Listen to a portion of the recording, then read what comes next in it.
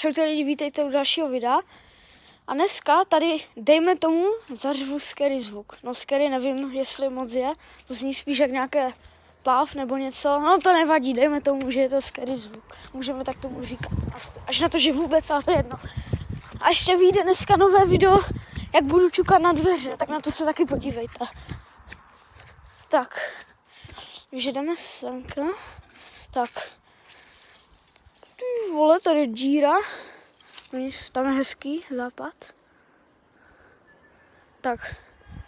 Takže zařveme za 3, 2, 1 a zdraví. Ty vole. Jsem se koupil jakési tyčky, rychle.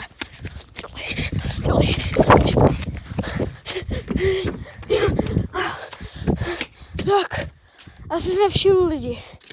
Ticho? Jo, mělo by to být chill. Takže pokud chcete dalších takových videí, tak dejte odběr a zvoneček, aby vám neunikly žádné videa. A zatím čus!